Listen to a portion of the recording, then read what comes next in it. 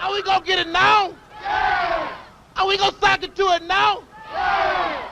Are we gonna die for our freedom? Yeah! Are we gonna cry for our freedom? Yeah! And then we gonna get our freedom? Yeah!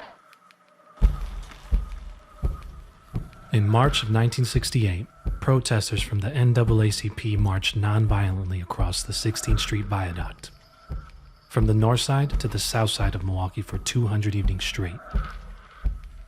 The protest was a call for an open housing ordinance to ban discrimination in the selling and renting of housing.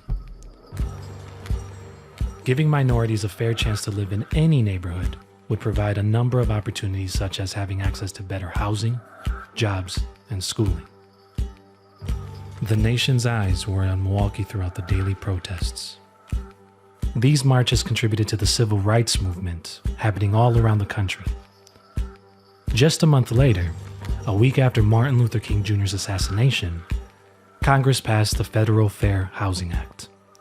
Finally, the Civil Rights Act of 1968 outlawed any discrimination based on race, color, religion, sex, or national origin in a sale or rental of a dwelling. And while it took an assassination of a great civil rights leader, it was nevertheless a win for minorities across the nation. This was the solution to dissolve segregation once and for all. Or was it?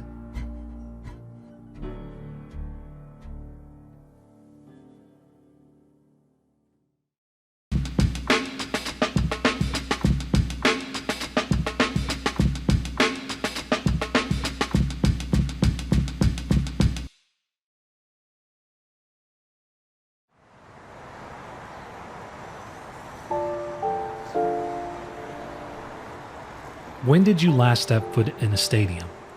Which was the last hospital you visited? Have you ever wondered about the workforce that built it?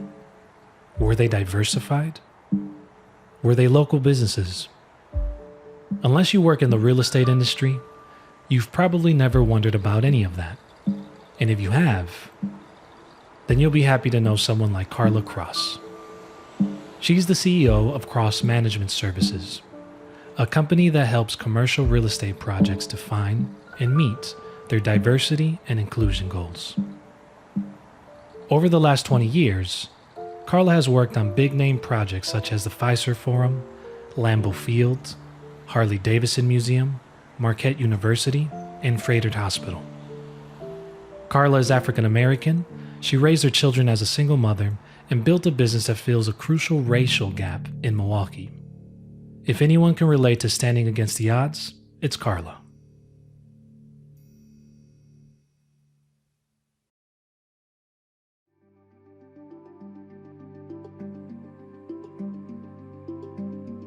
The Milwaukee metropolitan area is considered to be the most black-white segregated area in the entire U.S. Let me quantify and paint a better picture for you. Segregation is usually measured using a black-white dissimilarity index. A value of 100 means that there is complete segregation. A value of 0 means that there is complete integration. Full integration would mean that every neighborhood would have the same racial percentage ratios as a whole. For example, if Milwaukee consists of 50% whites and 35% blacks, then full integration between blacks and whites would mean that any given neighborhood you'd step in would consist of the same racial percentages. 50% would be white, and 35% would be black residents. The Milwaukee metro area segregation index towers over every region in the nation at 79.8, according to the Brookings Institution. That means that at least 3 out of 4 black residents in the metro region would need to relocate to be fully integrated into neighborhoods with whites. 3 out of 4. From 1916 to 1970, more than 6 million African Americans migrated from southern states to the North, Midwest, and West because of heavy segregation laws, usually referred to as Jim Crow laws. This time period is also known as the Great Migration. During the early years of this period, factory wages in the urban north were typically 3 times more than what blacks could expect to make working the land in the rural south. Migrating to the north by any means was a no-brainer. It was common for blacks to form a little city within a city due to racially divided neighborhoods. For Milwaukee, it was a section of the north side referred to as the inner core. The inner core was considered the square mile bordered by 3rd and 12th Streets between Juneau Avenue and North Avenue. This neighborhood was easy to neglect for decades. The higher rates of infant mortality, welfare dependency, and criminal convictions, along with lower rates of educational attainment and employment, weren't really felt by most in the city. During the 40s and 50s, European immigrants prospered and left houses in poor conditions. As in most cities, black migrants from the South, and minorities in general, often settled into these unfit living places due to housing discrimination. The black population in Milwaukee grew from roughly 13,000 to approximately 100,000 from 1945 to 1970. That's over a 700% increase within a 25-year span. As the black population grew, African Americans moved into neighborhoods north and west from the inner core, which up to that point were considered German neighborhoods. As a result, white flight occurred, a term used to describe when a large number of white people move out of neighborhoods because minorities move in. Visit Milwaukee's north side today, and you'll quickly notice that not much has changed.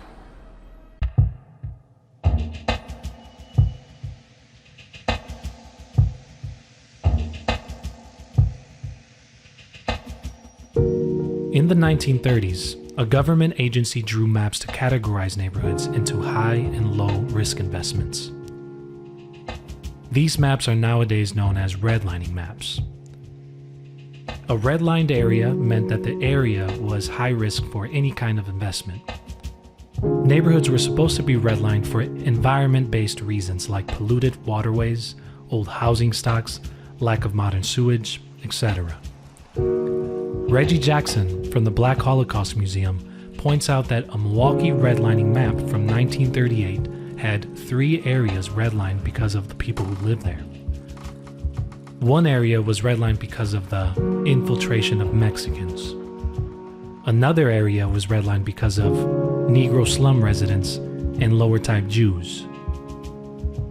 It was nearly impossible to get insurance and mortgages in redlined neighborhoods, which means that people who live there would never become homeowners. They would forever stay renters. Close to 100% of Milwaukee's black population lived in redlined areas. Redlining was finally outlawed in the 70s, but the redlining maps from the 1930s show an eerie resemblance to modern-day impoverished neighborhoods consisting of nearly all minorities. It's been more than 10 years. What's your reaction to the decision filed today? My reaction is that it's a good decision, it's well written, and I think that it will do the job of at least letting the school board know and the administration know what the rest of us in Milwaukee have known all the while, that the school board is segregated and it operates a black school system and a white school system, and that's unconstitutional. Do you think it could... Lloyd Barbie. Do you know who that is? Probably not. He's the man who filed a federal lawsuit against the Board of School Directors for the city of Milwaukee in 1965. He argued that MPS's neighborhood school policies intensified school segregation. After 11 years of litigation, federal judge John Reynolds finally ruled that segregation existed in Milwaukee public schools and was intentionally created and maintained by the Board of MPS school directors. A few months later, the Chapter 220 law was passed. This program permitted students to transfer to schools in other districts within the Milwaukee area to promote cultural and racial integration in education. The number of students in Chapter 220 slowly declined over the last 2 decades. Suburban districts have preferred to accept inner-city students through another program named Open Enrollment, which usually offers schools a better financial deal. However, This creates a challenge for minority students since the program fails to provide transportation, which Chapter 220 did. A third option inner-city students have to access better educational resources is through school choice programs. The state will give a voucher for a certain dollar amount to students who'd like to attend private schools. This provides a fair choice for parents to choose their children's schools, given they meet certain requirements. Chapter 220 was eliminated in 2015. Sadly, the open enrollment and school choice programs have no specific racial integration goals, as Chapter 220 did. Research has shown that schools are just as segregated today as they were in the 70s. For example, today only 11% of MPS students are white. Think about that. About 90% of students attending Milwaukee public schools are minorities, which usually come from lower income families. Let's not even get started on the high school graduation rates between white and black students. In 2015, Wisconsin's overall public high school graduation rate was 88.4%, the sixth highest in the nation. Bravo! Except that the high school graduation rate for African American students in MPS was 54.7%, making it the largest gap between whites and blacks in the entire nation that year. Things have improved over the years, but we're still nowhere near to comparable graduation rates or fully integrated schools. Imagine growing up poor. Your dream is to live in a nicer neighborhood. Time goes by, and you finally make enough money to move out of the hood and rent yourself a nice little apartment in a suburb. You have a clean record, you're financially stable, but when you apply, you get rejected over and over again because it's illegal to rent to people with your skin color there. You'd be hopelessly trapped living in the hood with no way to get out, no matter how much you work for it. If you're white, you probably have no idea what I'm talking about. If you're a minority, you most likely do. The darker your complexion, the more you can probably relate. Denying housing in suburb areas to anyone who wasn't white wasn't only legal, it was even recommended by the US government. Zoning laws were used to segregate communities. Many of the homes in Milwaukee's suburban communities had racial restrictive covenants. These became popular in the 1930s. Actually, to be more specific, 16 out of Milwaukee's 18 suburbs had racial restrictive covenants. While each covenant was worded differently, they all pretty much used a variation of the following verbiage. This property can be occupied by people other than the white race. Many of these covenants, composed in the 30s, 40s, and 50s, were extended well into the 2000s. What about white people? Well, after World War II, a lot of veterans had nowhere to live. The government offered real estate developers financial incentives to build new homes in suburbs, and also underwrote single-family home mortgages for veterans. So let me put that into perspective. The US government incentivized white people and middle-class citizens to move into brand new suburban homes, while denying all minorities any kind of chance to live in better neighborhoods, even if they could afford it. Pretty messed up, right?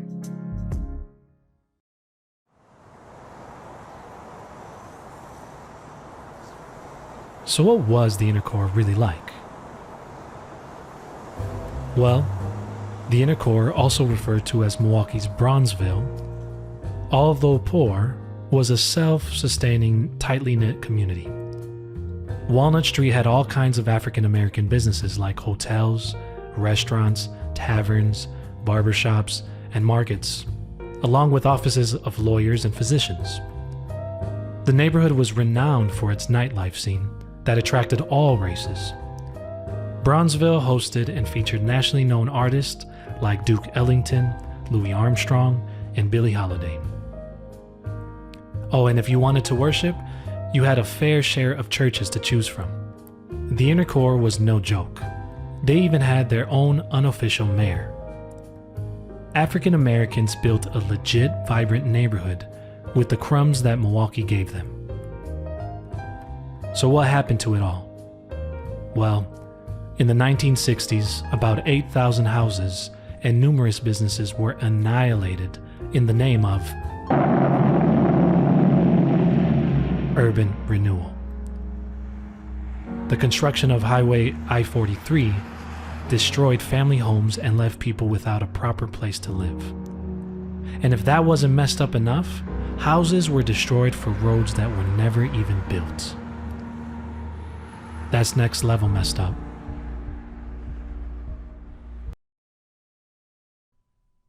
Black people are lazy and none of them like to work. Have you heard that before? That seems to be the attitude towards African Americans in Milwaukee. Perhaps it's because the unemployment rate for blacks in Milwaukee is one of the highest in the nation. But was that always the case? Absolutely not. On the contrary, African Americans moved here because of work opportunities. If you remember from our first episode of the season, Milwaukee was once considered the machine shop of the world. Once upon a time, this city was the best place for African American laborers. In the 1970 census, 43% of black Milwaukeeans were industrial laborers. Just a year before, Milwaukee had the second highest median household income in the entire nation, with manufacturing jobs representing 36% of the job base. Since 1963, the city has lost over 90,000 manufacturing jobs. Many of those family-supporting jobs were moved to the suburbs. So why didn't blacks and other minorities keep their jobs? Doesn't Milwaukee have public transportation? Milwaukee does in fact have a decent public transportation system throughout the city. Actually, if you're like me, you probably learned your way around the city by riding the bus to school and work as a teenager. But city buses don't make it into the suburbs where all the better paying jobs are found. And of course, it's no surprise that suburb communities have been extremely resistant for public transportation to have access to their side of town. This is simply another form of restricting suburb access to anyone from the city with low income. And let's face it, the majority of those people are minorities. Can you see the catch-22 here? How can inner city minorities who make less money get better paying jobs found in suburbs if they can't afford transportation? How can minorities become homeowners outside of neglected neighborhoods without access to the opportunities with better pay? How can they possibly improve their living conditions if they physically can't get to better paying jobs?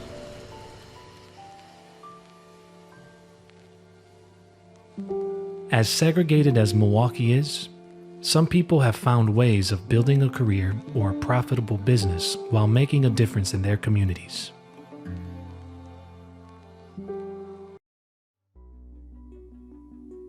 In 1969, the newly elected president, Richard Nixon, appointed George Romney as Secretary of Housing and Urban Development. Yes, I'm talking about Mitt Romney, the 47% guy's dad. As a civil rights supporter, George Romney proposed an open housing plan, nicknamed Open Communities. The plan would reinforce fair housing for blacks and minorities all alike. Non-compliant cities or towns would have their federal funds withheld. When the proposition went public, whites across the nation complained to the Nixon administration. Nixon quickly axed the new policy. Here's what he said: "This country is not ready at this time for either forcibly integrated housing or forcibly integrated education." The president was appeasing Southern white Democrats along with his personal beliefs regarding racial equality. As a result, the Federal Fair Housing Act, which was cemented into the law, has zero accountability. On paper, it was illegal to discriminate against race, color, religion, sex, or national origin when selling or renting a place to live. But nothing really changed.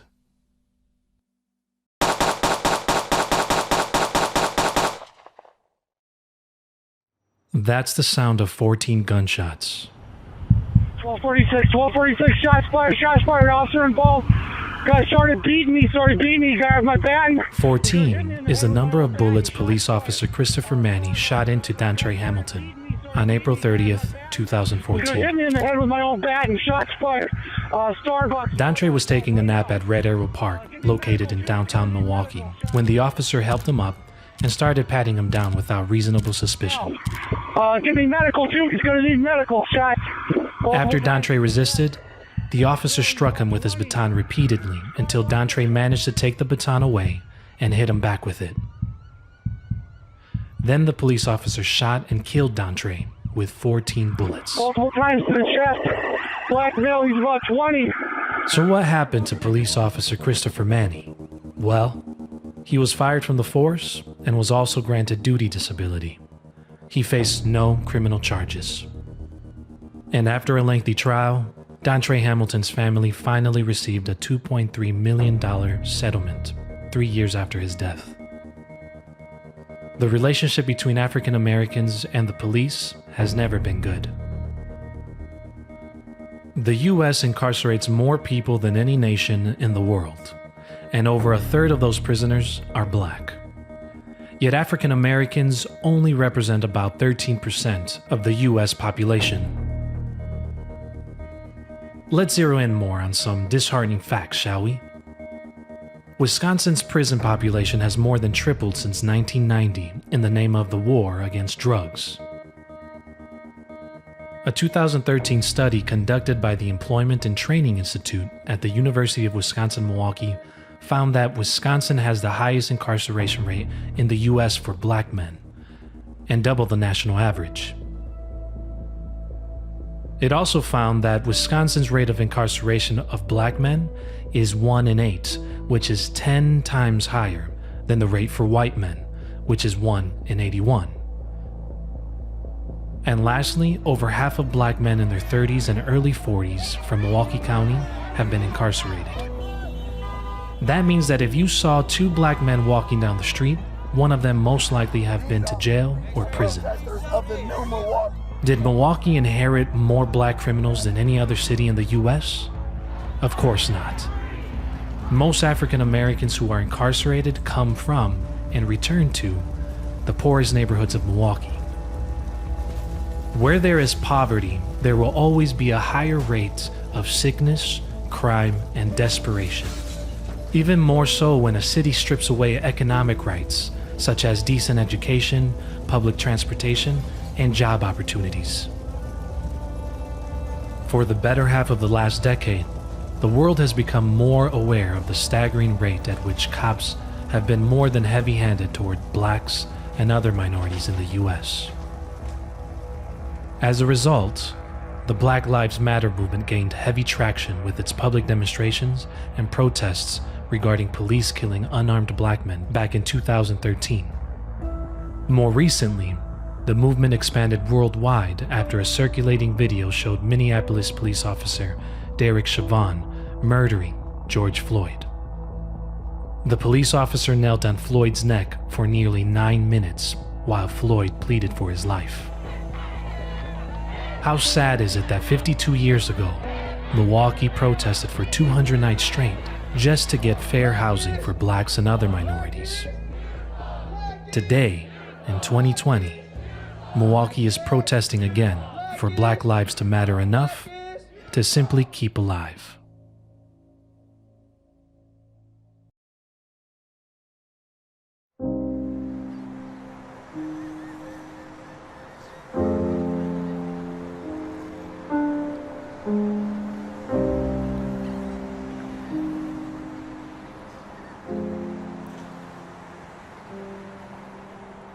The dark side of Milwaukee is filled with prejudice, unfairness, and racism sprinkled throughout history. Making it as a black person in this city doesn't mean creating a business with hundreds of employees. Nor does it mean becoming a millionaire and traveling the world. No. Making it here as an African American means working a steady job that you can actually get to. It means having reliable transportation to a decent education. It means moving into a nicer neighborhood without discrimination. Will there be a day where basic civil rights, and dare I say economic rights, of minorities are enforced? Can this city untangle the intentional knots of division and oppression white Milwaukee created over the last century? Or is Milwaukee hopeless and doomed to be the nation's steady heavyweight champion in segregation? I don't pretend to know. Only God knows the future. As long as we have good people actively working on making change that matters here, the city has a fighting chance. I reckon it will take more time and effort than it should, but it's worth every drop of blood, sweat, and tears. Until then, you can bet that any African American who prospers in this city has a different kind of grit. They've broken the chains of psychological slavery. They've beat a system built to oppress them. They possess the kind of grit that makes them a surviving warrior. After all, not everyone makes it out alive in this concrete jungle.